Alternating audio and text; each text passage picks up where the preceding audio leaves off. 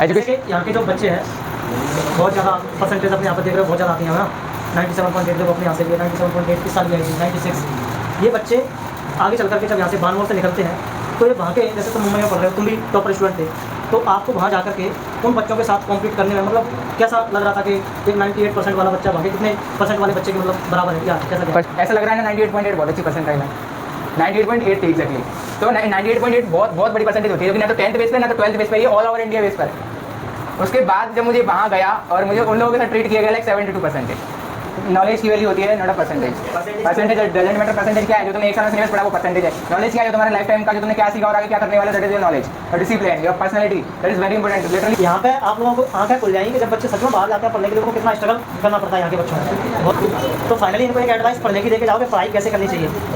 पढ़ाई बेसिकली मेरे लिए एक रिस्की था, क्योंकि मैं एक ऐसे टीचर पे पढ़ रहा था जो कि बिल्कुल अभी नया है, लेकिन कभी ना मन से नहीं आ, हिम्मत बहुत बड़ी चीज़ होती है और उसी हिम्मत को लेकर आगे बढ़ते रहो। एजुकेशन यहाँ के जो बच्चे हैं बहुत ज़्यादा परसेंटेज अपने यहाँ पर देख रहे हो, बहुत ज़्यादा आती हैं ना, 97.8 देखो अपने यहाँ से भी है 97.8 इस साल भी आएगी 96। ये बच्चे आगे चल कर के जब यहाँ से बानमोर से निकलते हैं तो ये वहाँ के, जैसे तुम मुंबई में पढ़ रहे हो, तुम भी टॉपर स्टूडेंट थे, तो आपको वहाँ जा कर के उन बच्चों के साथ कॉम्पीट करने में मतलब कैसा लग रहा था कि एक 98% वाला बच्चा वहाँ के कितने परसेंट वाले बच्चे के मतलब बराबर है, या कैसा क्या। फर्स्ट ऑफ ऑल जब आप दूसरी स्टेट में जाते हो या कुछ भी है, आपको वहीं पे एलिमिनेट कर दिया जाता है। जब मेरा 98 पॉइंट कुछ था, महाराष्ट्र सीईटी जब मैंने एग्ज़ाम दिया मेरा 98 समथिंग कुछ था, लेकिन उसके बाद भी मुझे कंपेयर किया गया 72 परसेंटेज वाले जो महाराष्ट्र के स्टूडेंट थे उनके साथ।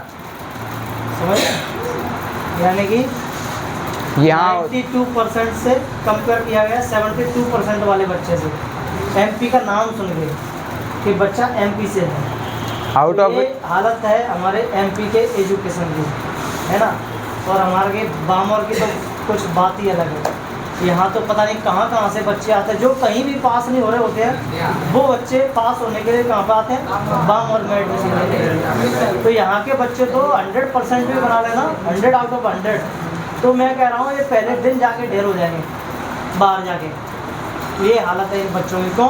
क्योंकि नकल का अकल से उनका वो कितना ही रहता है 70% के आसपास, बाकी जो भी उनको सपोर्ट मिलता है वो नकल का ही मिलता है, कम से कम 15-20% का, तब जाकर के उनकी परसेंटेज इतनी बढ़ रही होती है ना।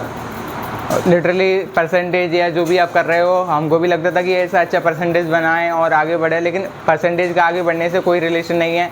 परसेंटेज सिर्फ आपका परसेंटेज क्या है, जो आप पढ़ा रहे हो वो लिख रहे हो वो परसेंटेज बन गया, बट आपको नॉलेज कितना मिल रहा है ये आपके लिए बहुत ज़रूरी है। क्योंकि जब आप लाइफ में आगे बढ़ते हो ना, आपको नॉलेज बहुत ज़्यादा होनी चाहिए, बिकॉज तुम्हारे परसेंटाइल कोई नहीं पूछने वाला, कुछ नहीं करने वाला। मेरा भी इतना मेहनत किया, निमसेट में भी आया 1300 रैंक, अच्छा खासा सीट नहीं मिली, कोई बात नहीं है, बट मेरे को नॉलेज जो मिली ना उससे मैं आगे बढ़ता गया। मैंने जब कॉलेज में एडमिशन लिया BCA का फर्स्ट ईयर, तब मैंने एक नाम सुना निमसेट, और तब से मैंने ऐसा था कि मुझे चाहे पढ़ना पड़े कुछ भी करना पड़े, बट एक बार निमसेट ट्राई जरूर करूँगा। उसके लिए मैंने 1 साल का बीच में गैप भी लिया, उसको भी कंटिन्यू किया, फिर निमसेट भी दिया। जैसे निमसेट का कोचिंग किया उधर से मेरे को और अपॉर्चुनिटीज़ मिली, लाइक CUET होता है, महाराष्ट्र CUET होता है, ये कंपलसरी थे उधर देना, उधर से मैंने दिया। देन कहीं से निकलोगे तब कहीं तो पहुंचोगे, तो वो कहीं से तो निकलना ज़रूरी है ना पहले, और उसके लिए आपको आगे बढ़ते रहना पड़ेगा। लिटरली इतनी पढ़ाई करने के बाद 98 पॉइंट कुछ समथिंग बहुत परसेंटेज होती है ऑल ओवर इंडिया में, और उसको कंपैरिजन विद 72%, वहीं पे ऐसा लगा कि हमारी पढ़ाई किस मतलब की है। 98 परसेंटाइल को 72 के साथ कैसे कंपेयर कर सकते हो? और उसको उधर भी जाने के बाद आपको क्या मिलेगा? कुछ नहीं मिलेगा, स्कॉलरशिप नहीं है, कुछ भी नहीं है, आपके लिए कुछ फैसिलिटीज़ नहीं है, आपको ऐसे ही ट्रीट किया जाएगा जैसे आप आउटसाइड हो, और वास्तव में है ही आउटसाइड ऑफ महाराष्ट्र। तो इसलिए अपना एजुकेशन लेवल इतना अच्छा रखो कि आपको कहीं पे भी जाओ ना तो आपको सिर्फ नॉलेज काम में आएगी, और कुछ काम में नहीं आने वाला। तो उधर भी मैं ऐसा था, मेरा फर्स्ट टाइम ऐसा निकला, धीरे धीरे सबको कि मेरे जीरो से स्टार्ट करना पड़ा। मेरे BCA मेरा कुछ काम का नहीं आया, जो कि मैंने ग्वालियर सीखा। मैं नहीं रिकमेंड करना चाहूँगा किसी को कोई भी ग्वालियर में कॉलेज ले, और वो भी गवर्नमेंट, और वो भी जीवाजी यूनिवर्सिटी तो बिल्कुल नहीं। हाँ, पढ़ना है तो प्लीज़ अच्छे कॉलेज से करो, वरना मत करो, कोई मतलब नहीं है। यदि ऐसे ही चाहिए तो फिर इधर के किसी से भी कर लो। मैं क्यों कहता हूँ अपने बारे में ये बात कि मैं कभी भी डिग्रियों को लेकर नहीं बैठता कि मैंने ये डिग्री की है, वो डिग्री की है, फलाना ढंकाना, इसलिए मैं पढ़ा रहा हूँ। मैं सच बता रहा हूँ, अगर मैंने UPSC की तैयारी नहीं की होती मैं बाकी लोगों की तरह पागल बना रहा होता बच्चों को, और मुझे इस बात का गिल्ट आज भी होता है कि इन बच्चों को जब मैंने पढ़ाया था तो सच में शायद मैंने इन बच्चों को रटाया था। लेकिन आज मैं तुम्हें जिस तरह से पढ़ाता हूँ ना, इसमें रट्टा पेगेशन जरा सा भी नहीं है। कहीं भी मैं कोई भी चीज़ आप लोगों को रटाता नहीं हूँ। हाँ, इससे परसेंटेज आपकी कम आएगी, परसेंटेज उन्हीं की ज़्यादा अच्छी आएगी जिन्होंने कंसेप्ट को ठीक से समझा है, जिनको लिखना आता है। उन बच्चों की परसेंटेज एकदम लो रहेगी जो सिर्फ और सिर्फ रट्टा पेगेशन के पर अटके हुए हैं कि ये वाला क्वेश्चन इसका आंसर ये है, तो वो क्वेश्चन और उसका आंसर एग्जाम में आ गया तो लिख देंगे, लेकिन जरा सा भी दाएँ बाएँ करके पेपर में दिया तो वो बच्चे वहीं के वहीं ढेर हो जाएंगे, है ना। उन आंसर्स को वही लिख पाएंगे जिस तरह से अपन यहाँ पर कर रहे हैं, प्रैक्टिस कर रहे हैं। जो आंसर एग्जाम में नहीं आते हम उन आंसरों को भी लिखने की प्रैक्टिस कर रहे हैं। मैं आप लोगों को उन आंसर्स को भी देता हूँ और कहता हूँ आप लोगों से कि ये एग्जाम में अभी तक नहीं पूछा गया, पर आप लोग लिखो इनको, है ना। तो ये चीज़ें आप लोगों को ज़्यादा काम आने वाली है। हमारा चैप्टर 1 कम से कम कितने दिनों में खत्म हो रहा है, एक महीने से ज़्यादा पहले चैप्टर में लग गया, और इस चैप्टर में भी 1 महीने से ज़्यादा लगेगा। नहीं तो यही चैप्टर हम लोग, अगर मैं आप लोगों को नोट्स लेकर के आप लोगों को पढ़ाने बैठूँ, यहाँ पर लिखाऊँ ना और कंसेप्ट को ठीक से समझाऊँ ना, तो मैं सच बता रहा हूँ 3 से 4 महीने में बायोलॉजी खत्म कर दूँगा, 3 से 4 महीने में मुश्किल से। लेकिन हम जिस तरह से पढ़ रहे हो उस तरह से इसको ख़त्म होने में बहुत लंबा टाइम लगेगा, है ना। लेकिन मुझे इतना भरोसा है कि आप लोगों ने इस तरह से ढंग से पढ़ लिया तो आप लोग कहीं फंसेंगे नहीं, ना तो 12th क्लास में फंसने वाले हैं, और ना आगे चल करके आप जब कॉम्पिटिटिव एग्ज़ाम्स की तैयारी करोगे, वहाँ जाओगे, वहाँ दूसरे बच्चों से जो अच्छे एजुकेशन बैकग्राउंड से आते हैं उनसे आप लोग कॉम्पीट कर पाओगे। नहीं तो तुम उनके साथ में वहाँ ढेर होने वाले हो अगर तुम रट के गई चीज़ों को, तो है ना। और अभी से आपने ये चीज़ एडेप्ट कर ली, लाइक जैसे सर पढ़ा रहे हैं, जैसे कि उनका कॉन्सेप्ट वाइज रहता है, नॉट क्वेश्चन वाइज।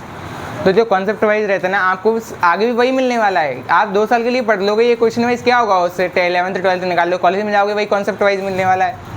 उसके बाद करोगे पीजी, तब भी आपको कॉन्सेप्ट वाइज मिलने वाला है। वहाँ पे आपको क्वेश्चन थोड़ी पढ़ाते हैं ये क्वेश्चन और उसका आंसर ये है, उनका कॉन्सेप्ट है ये, कोई सा भी क्वेश्चन आए तुमको सॉल्व करना है, आपको कॉन्सेप्ट समझो बस, और वही है, आपको आगे करना ही वही है। तो फिर अभी से क्यों 2 साल के लिए वही आदत डालना कि क्वेश्चन वाइज, फिर आपको क्या डिफिकल्टीज होंगी। जैसे कि आपने अभी क्वेश्चन वाइज किया, देन आपको जैसे 12th किया उधर से आपको मिल जाएगा कॉन्सेप्ट वाइज, देन बोलोगे ये क्या हो गया, ऐसा तो हमने कभी देखा ही नहीं था। लेकिन आप लोग नहीं डरोगे वहाँ पे, क्यों, आपको पहले से यही आदत है, आपको कुछ नया लगेगा ही नहीं, आपके लिए ईजी है। जैसे कि मैं उधर गया तो मेरे लिए वहाँ पर कोडिंग प्रैक्टिस जितना भी था सब कुछ मेरे लिए सारी चीज़ें नहीं थी, क्योंकि अपने यहाँ इतना आई टी का कुछ है नहीं है, और उधर बहुत ज़्यादा आई टी है।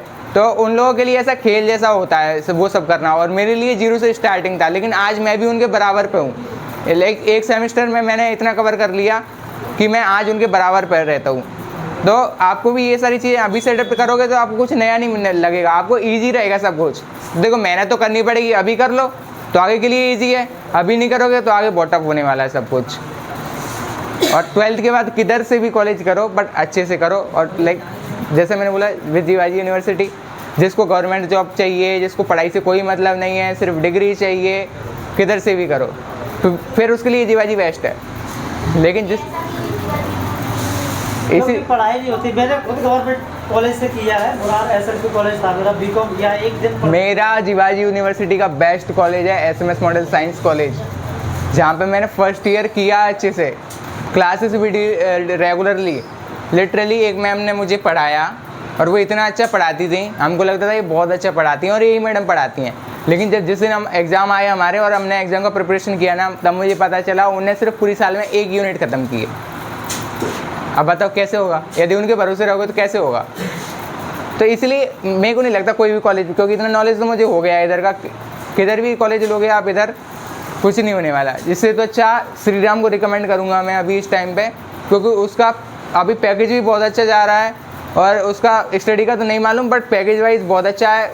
प्लस ग्वालियर के जितने भी कॉलेजेस है लाइक ये छोटे मोटे वाले, उनसे तो बहुत अच्छा है, और अपने बाजू में भी है तो अच्छे से भी रहेगा। बाकी जैसे कि ITM हुआ, वो भी एक अच्छा कॉलेज है, बट वो उसका फीस वगैरह का थोड़ा सा इशू होता है, तो उस वजह से श्री राम अच्छा है, और स्कॉलरशिप बेस पे भी कुछ कराता है ऐसा कुछ प्रोग्राम, तो वही करो तो ज़्यादा बेटर है। और बाकी बायोलॉजी वाले जितने भी हैं, कितने हैं, सारे सभी बायोलॉजी वाले। हाँ, जैसे कि तुमको कोई भी कोर्स करना है लाइक माइक्रो बायोलॉजी, पैथोलॉजी वगैरह का जो भी कोर्स करना है आफ्टर 12th, यदि आपको कुछ भी हेल्प लगे मुझे बताना, ठीक है। गवर्नमेंट कॉलेज से with GRMC Gajraj Raja medical college जो है उससे यदि हो सका जितनी हेल्प रहेगी मेरी मैं बिल्कुल करूँगा आप लोगों की। गर्ल्स के लिए बहुत ज़्यादा अच्छा है वो, बॉयज़ के लिए भी अच्छा ही है बट गर्ल्स के लिए ज़्यादा प्रेफर करता हूँ मैं। क्या? हाँ, 2 साल का डिप्लोमा होता है, माइक्रोबायोलॉजी का होता है, पैथोलॉजी का होता है और काफ़ी सारे कोर्सेज रहते हैं जिसमें आपको परसेंटाइल बेस पर आगे सिलेक्ट किया जाता है। जो इसका परसेंटाइल अच्छा होगा सिर्फ उसको उधर से बुलाया जाता है कि आपको कौन सा सब्जेक्ट चाहिए, तो उसमें भी आप अच्छा कर सकते हो। किधर भी नीड लगे सर इज़ ऑलवेज रेडी, मैं भी रहूँगा जिधर भी थोड़ा लगे। यदि कोई IT सेक्टर में जाता है उसके लिए तो 100% उसको कैसा गाइड करना है, कैसा गाइडेंस देना है उसके लिए मैं बिल्कुल रेडी हूँ और पूरा नॉलेज है। क्या? पर फिर भी आता रहेगा वो तो। IT में किसी को भी चाहिए पर उसको कॉन्फिडेंस बहुत रखना पड़ेगा। किसी भी फील्ड में जा रहे हो कॉन्फिडेंस रखो, प्लस AI का नॉलेज रखो। किधर भी जाओगे AI का नॉलेज लगने वाला है। तो AI सीखना ही पड़ेगा आप लोगों को, है ना, जिस भी फील्ड में जाओगे। तो फाइनली इनको एक एडवाइस पढ़ने की दे के जाओगे, पढ़ाई कैसे करनी चाहिए? पढ़ाई बेसिकली कॉन्सेप्ट वाइज ही करो क्योंकि आगे वही होने वाला है। जब आपको 6 साल वही करना है तो 2 साल क्यों वेस्ट कर रहे हो क्वेश्चन वाइज? कॉन्सेप्ट समझो, आगे के लिए हमेशा के लिए काम में आएगा। क्वेश्चन खुद से बनाना सीखो, खुद ही क्वेश्चन बनाओ और खुद ही आंसर लिखो उसका, वही सबसे बेस्ट है ना। क्योंकि हमारा भी क्या होता है, हमको कॉन्सेप्ट बता दिए जाते हैं जैसे सर पढ़ाते हैं सेम। हमारे कॉलेज वाले जो PG के हैं मुंबई एजुकेशनल ट्रस्ट के, वो भी सेम ही पढ़ाते हैं कॉन्सेप्ट। उन्होंने एक कॉन्सेप्ट लिया इससे, एक कॉन्सेप्ट को ख़त्म किया, क्वेश्चन से कोई मतलब नहीं है उनका। तुम प्रीवियस ईयर के पेपर देखो, खुद से क्वेश्चन बनाओ उसके, और उसमें नए नए क्वेश्चन क्या बन सकते हैं उसके अकॉर्डिंग प्रिपरेशन करोगे तो वो ज़्यादा बेस्ट है। करते हैं ना, हम ऐसे करते हैं लगभग, है ना। चलो और कोई क्वेश्चंस आप लोगों के हो तो पूछ सकते हो। If you have any questions और doubt please ask to me, क्योंकि वो वापस से मिलेगा नहीं, अपने उसके पर्पज से आया था तो चला जाएगा फिर से।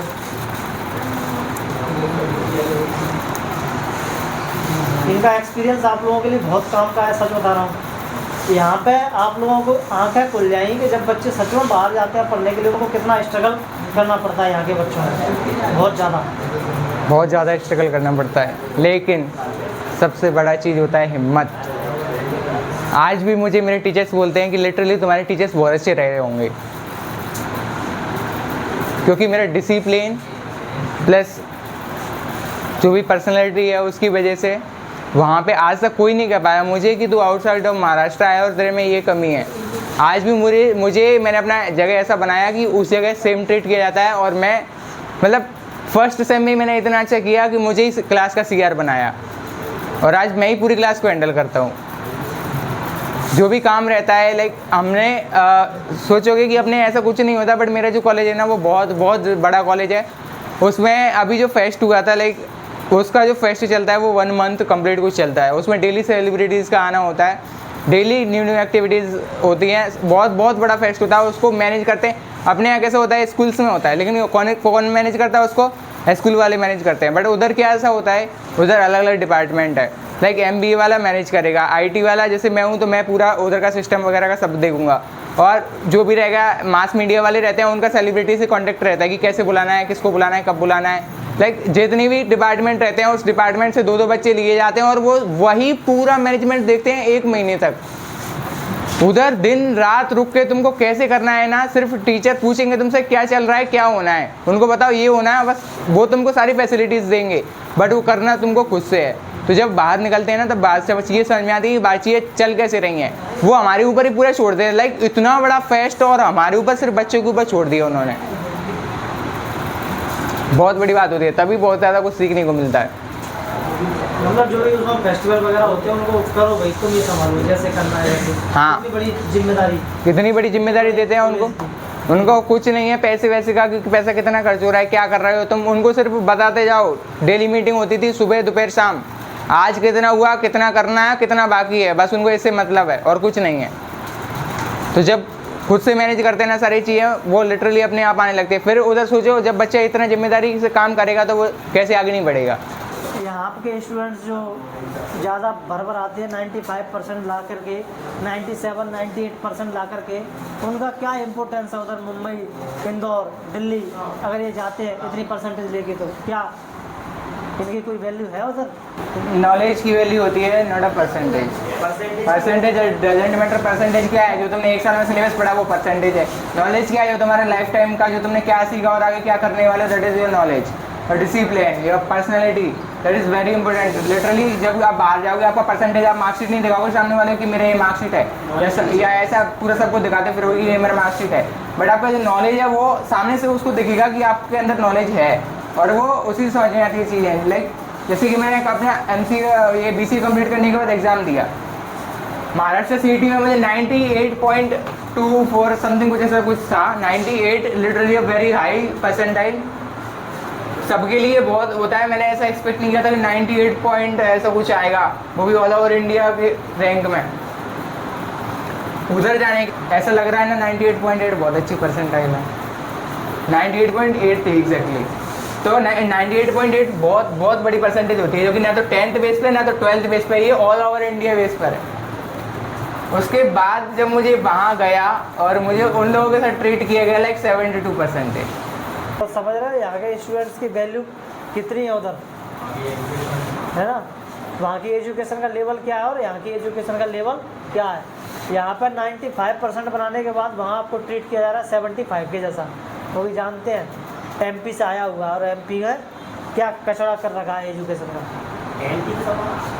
तो नॉलेज गेन करो और हमेशा पढ़ो, तो कॉन्सेप्चुअल पढ़ो। एक क्वेश्चन वाइज पढ़ने का कोई इंपॉर्टेंस नहीं है, बिकॉज सुन लो ध्यान से, है ना? जैसे ही तुम्हारा 12th होगा, 12th के बाद अब एक बार और रिपीट कर दो ना ये बात, अच्छे से सुन लेने की। कैसे पढ़ो, कैसे पढ़ो?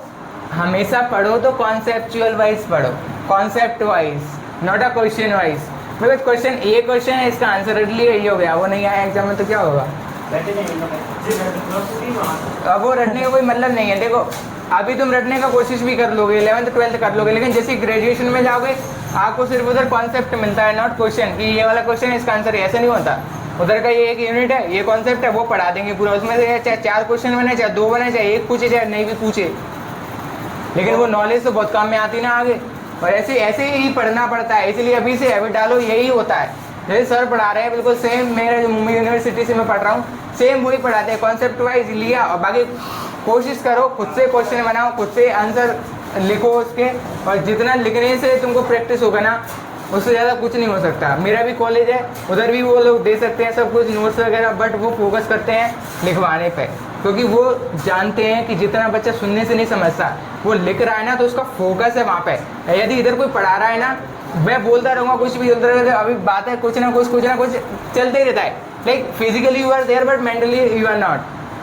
माइंड में पता नहीं क्या क्या चलता रहता है। हमारे भी चलता है, जब हमारे टीचर्स ऐसे बोलते हैं कि घंटे तक लेक्चर लेते हैं तो, लेकिन वो लिखवाते हैं। जब आप लिखते हो ना तो वो लिखने वाली जो चीज़ रहती है तो हमारा फोकस रहता है सिर्फ पेन और पेपर पे, तो हम इधर उधर बिल्कुल नहीं भटकते। ये सारी चीज़ें भी बहुत काम में आती है। अपन को लगता है जैसे अपन आगे बढ़ रहे हैं तो सारी चीज़ें बहुत अलग अलग हो रही हैं, ये तो पुराने ज़माने हो गए ऐसा, पर कुछ कुछ चीज़ें वो भी रहती हैं। लेकिन सारी चीज़ें भी पुराने नहीं ले सकते, कुछ नई भी लेनी पड़ेगी, क्योंकि सब कुछ हमारे अकॉर्डिंग चाहिए, हमको पिछला नहीं कर सकते हम। कुछ चीज़ का अपडेट करना चाहिए, तो सबसे बड़ा सारी चीज़ें ही अपडेट करना। सबसे बड़ा रीज़न जिस तरह से मैं पढ़ा रहा हूँ ना, एक्चुअली में ऐसे ही सारे टीचर्स को पढ़ाना चाहिए और सारे बच्चों को ऐसे ही पढ़ना भी चाहिए। लोग बाकी लोग पढ़ा नहीं रहे हैं, मैं अकेला इस तरह से कर रहा हूँ कि मुझे पता है, मैंने UPSC के लिए पढ़ा हुआ है। वहाँ पे एक से एक VIP टॉप लेवल के टीचर्स होते हैं, वो कैसे पढ़ाते हैं, मैंने उन्हीं की जो टीचिंग स्टाइल है उसी को अडोप्ट किया हुआ है। जब मैं उस तरह से पढ़ाता हूँ तो जब यहाँ पर नए बच्चे आते हैं तो उनको लगता है, पहली बार ऐसी चीज़ें देखते हैं, यार ये क्या चल रहा है यहाँ पे, ऐसे कौन पढ़ाता है। तो क्या इन बच्चों को कोचिंग छोड़ देनी चाहिए या समझने की कोशिश करनी चाहिए? अगर ऐसे करते चलोगे तो लिटरली आपको बहुत ज़्यादा हेल्पफुल रहेगा, और बिल्कुल आगे चल के तुमको जो प्रॉब्लम होने वाली है ना वो बिल्कुल भी नहीं होगी यदि ऐसे पढ़ा तो, बिकॉज वो भी वही पढ़ाएंगे जैसे ये पढ़ा रहे हैं। और अगर आप वैसे पढ़े क्वेश्चन वाइज ऐसा कुछ, और उधर जाके आपको मिला कॉन्सेप्ट वाइज, 2 महीने आपके ऐसे गए कि समझने में कि कर क्या रहे हैं ये, और जो कि आप वही देखते आ रहे हो वही करते जाओगे तो फिर तुम्हारे लिए क्या ही डिफिकल्ट है। सब कुछ ईजी है बिकॉज तुम पहले कर चुके हो। अब तुमको हिंदी पढ़ने को बोले जाए, इंग्लिश पढ़ने को बोले जाए, तुम पढ़ चुके हो, तुम्हारे लिए कितना ईजी है वो, बहुत ज़्यादा। तो ये सारी चीज़ें बहुत इंपॉर्टेंस रखती है लाइफ में कि तुम किस तरीके से पढ़ रहे हो चीज़ों को और किस तरीके से सीख रहे हो। और हमेशा ऐसा हार्डवर्क करने से मत रुको कभी भी, क्योंकि देखो मेहनत करोगे तभी आगे बढ़ोगे। आज आप किसी को भी देख रहे हो वो हर एक अपनी मेहनत से आगे बढ़ा है, सिर्फ लगता है ऐसा वो बहुत आगे है, वो ऐसा कर रहा है, वो ऐसा कर रहा है, पर उसके पीछे का कोई नहीं देखता कि उसने क्या क्या किया। जो वो पीछे का काम कर रहा है, मेहनत कर रहा है, उसी से वो आज आगे बढ़ रहा होता है। तो मेहनत करने वालों की भी कोई गारंटी नहीं है कि आगे बढ़ेगा। हमने मेहनत की ना, लेकिन हम लोगों ने जिस चीज़ के लिए मेहनत करी यूपीएससी के लिए, क्या हमारा वहाँ कुछ हुआ? नहीं हो पाया, अभी तक तो नहीं हो पाया, आगे भी हो सकता है ना हो। फिर सोचो उनकी जो मेहनत नहीं कर रहे हैं, जिस चीज से है ना, चाहो कमी नहीं मिलती। जो लोग मेहनत नहीं कर रहे हैं उनका क्या होगा फिर? तो मेहनत आप लोगों को करती रहनी पड़ेगी, तभी आपके चांसेस हैं कि आगे आपका कुछ हो पाए, है ना। और जो भी आप करते हो कभी ऐसा मत सोचो ये कर लिया इससे क्या हुआ, ये कर लिया इससे क्या होगा, बिकॉज आपने कुछ भी किया उससे आपने बहुत कुछ सीखा। जहाँ आप जीरो से स्टार्ट किया था, जब आप उसको कंप्लीट कर लेते हो आपको कुछ ना कुछ तो मिला ही होगा। ऐसा तो नहीं होता सब कुछ वेस्ट गया, वेस्ट कुछ नहीं होता है दुनिया में। हर काम करते रहो, उससे कुछ ना कुछ मिलता ही रहेगा आपको। इसलिए सबसे बड़ी गलती किधर होती है, हम लोग यहाँ जो है वो नॉलेज की बहुत ज़्यादा कमी है। बच्चे बहुत ज़्यादा डिस्टर्ब हो जाते हैं खुद से कि हम किधर जाएँ, इतना डाउट रहता है उनको, फील्ड क्लियर नहीं रहती है। और उधर के जो बच्चे रहते हैं उनका सीधा सा फंडा रहता है, ये लाइन पकड़नी है, सीधा जाना है बस। सिर्फ ये इतना ही डिफरेंस है हम में और उनमें, कि अभी से अपनी लाइन क्लियर रखो कि हमको जाना की तरह, और सिर्फ एक को ही पकड़ो और उसी लाइन पे आगे बढ़ते रहोगे तो बहुत जल्दी मिलेगा। एक चीज़ और, परसेंटेज बहुत मायने रखती है क्या नहीं तुम्हारे लिए? परसेंटेज आ सकती है और आती ही है अपने यहाँ से, जब बच्चे वही टू द पॉइंट पढ़ते हैं। टू द पॉइंट का मतलब मैं आप लोगों को वही क्वेश्चन मैं आप लोगों को दे सकता हूँ जो बोर्ड में पूछे जाएंगे। आप लोगों को वही क्वेश्चन दे सकता हूँ और 100% वहीं से पेपर आएगा। इससे फ़ायदा किसका है? मेरा। क्यों? सिलेबस जल्दी ख़त्म, और दूसरी बात परसेंटेज भी तो अच्छी आएगी रट्टा लगा करके, जिससे मेरा कोचिंग का नाम भी होगा, है ना। और बच्चे अगले साल मुझे उस रिजल्ट को देखकर ही मिलेंगे। लेकिन मैंने सोच लिया है कि मैं जो परसेंटेज वाला सिस्टम है, आगे अपने कोचिंग को इस बेस पर प्रमोट ही नहीं करूँगा कि मेरे यहाँ से इतने परसेंटाइल, मतलब इतने परसेंट बच्चों के मार्क्स आए हैं या इतनी परसेंट आई है। मैं केवल और केवल अपने कोचिंग को इस बेस पर चलाना चाहूँगा कि यहाँ पर एक्चुअल में लर्निंग होती है, सिखाया जाता है, बच्चे का माइंड डेवलप किया जाता है कि सोचना कैसे है, लिखना कैसे है।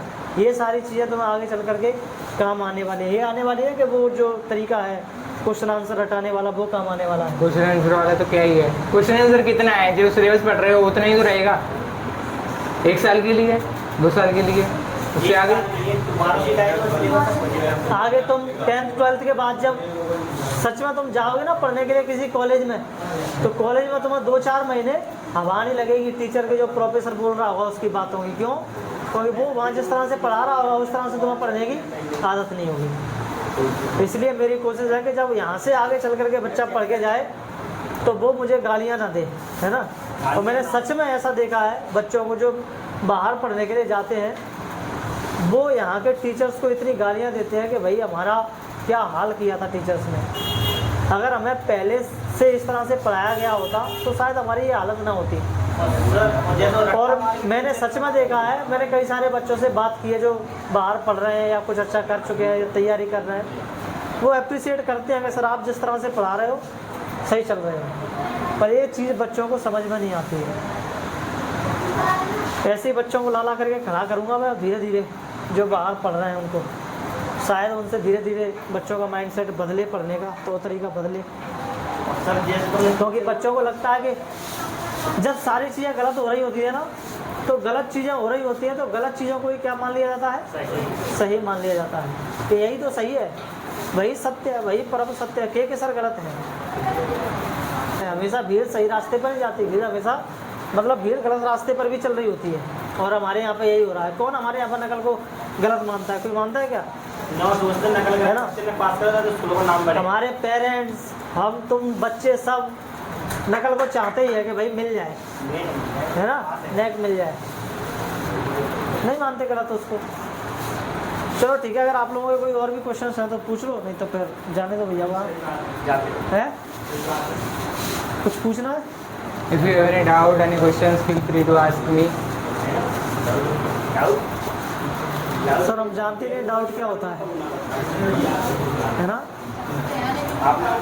डाउट नहीं है ना, पूछ रहे हैं। चलो किसी को कोई डाउट है तो बता सकता है। जाने दे, हमारा भी टाइम हो ही गया 10 बजे। इनको अपनी स्टोरी बताते हैं है 2019 बैच का। हाँ बताओ बताओ।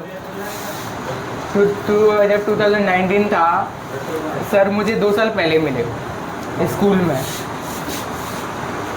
शायद आई थिंक 8th में सर मुझे मिले। और 8th में मिलने के बाद मतलब हमको ऐसा लगा कि ये जो आए ये कुछ अलग करेंगे, और लिटरली उसी चीज़ को आगे बढ़ाते हुए हमने 8th के बाद ऐसे 9th में कोचिंग स्टार्ट किया सर के इधर से।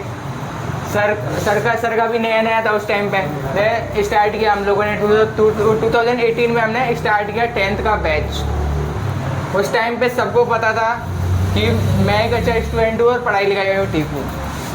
और सर का उस टाइम था फर्स्ट, आई थिंक एक बैच कंप्लीट हो चुका था हो गया था। और वो सेकेंड ही बैच था, और फर्स्ट बैच में भी एकदम अच्छा रिजल्ट नहीं लगा था। लाइक तुम भी ये सोचोगी कि किसी भी टीचर का यदि रिजल्ट अच्छा नहीं है और अभी फर्स्ट ईयर उसने कंप्लीट किया, सेकेंड ईयर में तुम लोग चले जाओगे उसके पास? नहीं जाओगे।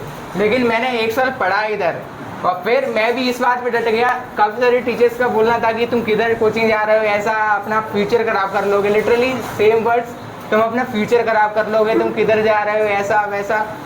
लेकिन अब जब सामने वाला मुझे बोल रहा है, मुझसे एक्सपीरियंस है काफ़ी सर, उसको टीचर है, तो जब सामने वाला बोल रहा है तो अपने मन में भी तो डाउट आएगा ना कि कहीं हम ऐसा तो नहीं कर रहे, गलत तो नहीं कर रहे। बिकॉज हम भी तो बच्चे ही हैं, छोटे, 10th में कौन इतना बड़ा रहता है। लेकिन उस टाइम भी सेम कॉन्फिडेंस रखते हुए कि चलो सर ने भी स्टार्ट किया है ना, हम भी अपना 100% देते हैं। उनका रिस्क है तो हमारा भी रिस्क है, और इसी कॉन्फिडेंस की वजह से कि हम जो है करके दिखाएंगे इस बात को। लिटरली हमारा मेन मोटिव था, इस बात को हम करके दिखाएंगे कि जो ये लोग बोल रहे हैं इनका मुंह कैसे बंद करना है कि अपने रिजल्ट के थ्रू। और उसी कॉन्फिडेंस से कंटिन्यू किया। और ये मेरे लिए एक रिस्की था, क्योंकि मैं एक ऐसे टीचर पे पढ़ रहा था जो कि बिल्कुल अभी नया है। लेकिन कभी ना मन से नहीं हिम्मत बहुत बड़ी चीज़ होती है, और उसी हिम्मत को लेके आगे बढ़ते रहो। हमेशा मेरे लिए जो चीज़ रही ना एकदम रिस्की रही है। 10th से भी रही, 12th में तो चलो नॉर्मल था, 12th में कोविड आ गया। देन कॉलेज लिया, कॉलेज के बाद फिर उधर निमसेट का ट्राई किया, वो भी रिस्की था। फिर सीटी दिया, वो भी रिस्की। महाराष्ट्र में पहुंच गया एकदम अलग, पता नहीं किधर किधर से माइंड आते हैं और उधर ही चल देता हूँ अलग ही। पर अंदर से हिम्मत ऐसा कंटिन्यू रखो कि तुमको कुछ करना है ना, तुम उस चीज़ पर डट जाओ कि मुझे ये करना ही है, फिर चाहे कोई कुछ भी बोलता रहे। लाइक जब सामने से कॉम्पिटिशन मिलता है ना, तब तो और ज़्यादा मजे आते हैं। सामने वाला कुछ बोले और हम उसके अपोजिट हो, और उस बात को प्रूव करने में तब मजे आते हैं, तब इंटरेस्ट आता है कि कैसे कैसे चीज़ें करनी है, और वहीं से बहुत सारी चीज़ें समझ में आती हैं। तो तुम भी कभी ये मत सोचना कि मतलब कैसे पढ़ रहे हैं या क्या कर रहे हैं, बस जो पढ़ रहे हैं उसको आगे कंटिन्यू करो। के सर ऐसे टीचर रहे हैं मार्केट में जिसको कभी भी भाव नहीं दिया गया मार्केट में किसी के द्वारा, ना तो बच्चों के द्वारा और ना टीचर्स के द्वारा। जब मैं शुरुआत में आया था ना पढ़ाने के लिए, तो स्कूल गया, मेरे को कोई बच्चे नहीं थे, किसको पढ़ाऊँ मैं कोचिंग पे? कोचिंग तो खोल ली, बच्चे ही नहीं है, बैठे हैं वैसे ही। तो मुझे लगा कि स्कूल ज्वाइन करना चाहिए, फिर स्कूल ज्वाइन किया मैंने। वहाँ मैंने बहुत सारी मेहनत करी, हालांकि मैंने रटाया ही, मेरे को पढ़ाना क्या आता था, पर रटाया भी अच्छे से। कोशिश करी मैंने, पूरा अच्छे से रटाने की कोशिश करी, समझाने की कोशिश करी, जो कि बाकी नहीं कर रहे थे। तो बच्चों को लगा कि यार ये तो कुछ ठीक ठाक कर रहे हैं हमारे लिए। मतलब बच्चे उस समय, जब मैं गधा बना रहा था बच्चों को, मैं तो गधा ही कहूँगा उसको, क्योंकि मैं सच में नहीं पढ़ा रहा था, पर बच्चे उस समय भी ये सोचते थे कि ये अच्छा पढ़ा रहे हैं। तो बच्चे आना शुरू हुए मेरे कोचिंग पर। ये सच्चाई बता रहा हूँ मैं आप लोगों को। बच्चों को ऐसा लगता था कि मैं अच्छा पढ़ा रहा हूँ, पर मुझे ऐसा लगता है कि मैं एकदम अच्छा नहीं पढ़ा रहा था, एकदम बहुत बुरा पढ़ा रहा था। पर बाकियों से फिर भी अच्छा ही था, बाकियों से फिर भी अच्छा ही था। बहुत सारे बच्चे आए मेरे यहाँ पे जो टीचर्स ऑलरेडी स्कूलों में पढ़ा रहे थे, काफ़ी सारे पुराने टीचर्स, उनकी कोचिंग को छोड़ छोड़ के बच्चे मेरे यहाँ पे आ गए। 2 साल में उनके यहाँ से सारे टॉपर बच्चे इधर आ गए। उसके बाद उनको लगा कि भाई ये तो काम ख़त्म करने वाला है हमारा, अगर 1-2 साल और रहा तो। फिर कुछ ऐसा सिस्टम बनाया गया स्कूल में कि भाई इसको तो निकालो यहाँ से, नहीं तो ये गड़बड़ कर देगा। और मैं नकल के एकदम खिलाफ था, क्योंकि नकल से हमारा हुआ था सत्यानाश। तो मैं नहीं चाहता था कि हमारे साथ में जो हुआ है नकल से वैसा किसी और बच्चे के साथ में हो। तो मेरी फिलॉसफी सीधी थी कि भाई नकल को सपोर्ट नहीं करना है। तो मेरे को स्कूल से बोला गया कि भाई ठीक है सर, आपको सेंटर पर जाना है, हेल्प करा के आनी है बच्चों की। तो मैंने कहा मैं और हेल्प कराने जाऊँगा बच्चों की सेंटर पर, नकल कराने? जिन बच्चों से मैं क्लास में मना करता हूँ ये भाई बुरी चीज़ है, गंदी चीज़ है, इसको नहीं सीखना है, तो तुम मेरे को उन्हीं के सामने नकल कराने के लिए भेज रहे हो। मतलब मेरी वैल्यू क्या रहेगी उनके सामने रेपुटेशन गिरानी, नकल वकल कराने के लिए? तो बोले कि ठीक है हम आपके साथ काम नहीं कर पाएंगे फिर। तो मैंने कहा ठीक है, लोग पकड़ो अपना मार कर, हम जा रहे हैं अपने घर। उसके बाद फिर मैंने, कोविड आ गया 2019 में, तो मैंने स्कूल छोड़ा था। 2020 के लास्ट में कोविड आ गया था। बच्चों का बैकअप मेरे पास था ऑलरेडी स्कूल से, उस समय मेरे पास काफ़ी बच्चे थे, तो मेरे को बच्चों का कोई लोड नहीं था कि बच्चे नहीं आएंगे। उसके बाद फिर मैंने सोचा कि क्या करूँ अब छुट्टियों में घर बैठे बैठे। एकदम माइंड में आया कि भाई चलो यूट्यूब देखते रहते थे। क्लास मेरे को कुछ ऐसे टीचर्स की मिली मेरे को यूट्यूब पर। जब मैंने एक वीडियो देखा, वो था कश्मीर समस्या को लेकर के एक वीडियो था, 4 घंटे का वीडियो था, वो था विकास दिव्यकीर्ति सर का। चुप हो जावे। मैंने वो वीडियो देखा, उस वीडियो में उन्होंने जिस तरह से उसको एक्सप्लेन किया ना कश्मीर समस्या को, वो कश्मीर समस्या को हम लोग पढ़ाते थे 10th क्लास में, और हमने कभी उसको इस तरह से सोचा ही नहीं था, इस तरह से देखा ही नहीं था। जब पहली बार इस तरह से पढ़ा तो लगा कि भाई ऐसे भी टीचर्स होते हैं जो चीज़ों को इस तरह से एक्सप्लेन कर देते हैं, एकदम दूध का दूध और पानी का पानी, सबका सब माइंड में एकदम कहानी की तरह समा गया। 4 घंटे की क्लास में पता ही नहीं चला कि 4 घंटे की क्लास कब निकल गई। फिर मैं उनके यूट्यूब चैनल पर गया और जाकर के वीडियोज़ देखता रहा। कम से कम मैंने 3-4 महीने उनके वीडियोज़ देखे। उसके बाद मैंने डिसाइड किया कि नहीं भाई, कुछ भी हो ये पढ़ाई मेरे को करनी है। पहली बार मेरे को यूपीएससी का तब पता चला, यानी कि 2021 में। सोचो मेरे को यूपीएससी का पहली बार पता चला कि यूपीएससी जैसी कोई संस्था होती है और वो आईएएस वगैरह का एग्ज़ाम लेती है। फिर मैंने, अरे चुप तो हो जा, मेरे को बात खत्म कर लेने दे। फिर मैंने सोचा कि अब तो तैयारी करना है, यूपीएससी में हो या ना हो, आईएएस बने या ना बने, मेरे को टीचिंग तो करना है ना। और टीचिंग करने के लिए यहाँ जो नॉलेज मिल रहा है वो नॉलेज मुझे और किसी एग्ज़ाम की तैयारी में नहीं मिल सकता। बाकी मैंने छोटे मोटे एग्जाम्स की तैयारी पहले थोड़ी बहुत की थी, तो वो क्या करते थे, रटवा देते। भारत की राजधानी कहाँ है? दिल्ली, है ना? क्यों है दिल्ली ये नहीं बताते थे, है ना? और मतलब वो क्यों का आंसर नहीं देते थे, तो मुझे चाहिए थे क्यों के आंसर, और वो देती थी कौन? यूपीएससी। वहाँ मिलता है हर क्यों का आंसर, एकदम पढ़ाया जाता है बेसिक से एडवांस लेवल तक। तो वहाँ मैंने पढ़ा फिर 4 साल, वो इसी पर्पज़ से कि चलो मेरा यूपीएससी में कुछ नहीं हुआ, कोई बात नहीं, कम से कम मैं अपने टीचिंग में अच्छा कर पाऊँगा। तो जब मैं कोचिंग पढ़ाता था, पहले मेरे को कहा जाता था वो तो 6वीं क्लास का टीचर है, उसके यहाँ क्यों जाते हो तुम लोग? 6वीं 7वीं 8वीं क्लास का बच्चा है वो, तो कल का बच्चा है, हमसे पढ़ के गया, क्या ही पढ़ाएगा वो तुम लोगों को? पहले ऐसे कहा जाता था। अरे वो तो 10वीं क्लास तक के बच्चों को पढ़ाता है, ऐसे कहा जाता था। और अब उसी टीचर को पूरा मार्केट कॉपी करता है आज उसी टीचर को, और आज वो कहते हैं वो तो बड़े बड़े बच्चों को पढ़ाते हैं, वो छोटे बच्चों को नहीं पढ़ाते हैं, है ना? और आज यहाँ मार्केट में जो भी कुछ नया होता है ना पढ़ाने के फील्ड में, वो यहाँ से नया होता है। यहाँ से बातें जब बाहर जाती हैं वीडियोज़ के थ्रू, तौर तरीके जब बाहर जाते हैं, तब टीचर उनको अप्लाई करते हैं। हम भी ऐसे ही पढ़ाएंगे, कोशिश करते हैं पढ़ाने की, लेकिन ठीक है, अच्छी बात है। मैं तो चाहता हूँ कि सारे टीचर जिस तरह से मैं पढ़ा रहा हूँ उसी तरह से पढ़ाएँ, है ना? मेरा हमेशा ये मानना नहीं रहा है कि अकेले का फ़ायदा ना हो। मैं सोचता हूँ कि सोसाइटी का फ़ायदा होना चाहिए, यानी कि बच्चों का फ़ायदा होना चाहिए। कुल मिलाकर के बात ये है, जो बच्चों के साथ गलत हो रहा है वो नहीं होना चाहिए किसी एक के फ़ायदे के चक्कर में, उनके साथ नुकसान नहीं होना चाहिए। तो सारे टीचर्स, अच्छी बात है अगर इस तरह से पढ़ा रहे हैं, जिस तरह से हम पढ़ाना शुरू किया है, तो इससे बच्चों का ही फ़ायदा होगा, आप ही लोगों का फ़ायदा होगा। आगे चल करके आप लोग अच्छे एग्ज़ाम्स की तैयारी करोगे तो वहाँ पर आप लोगों को कोई तकलीफ़ नहीं होगी।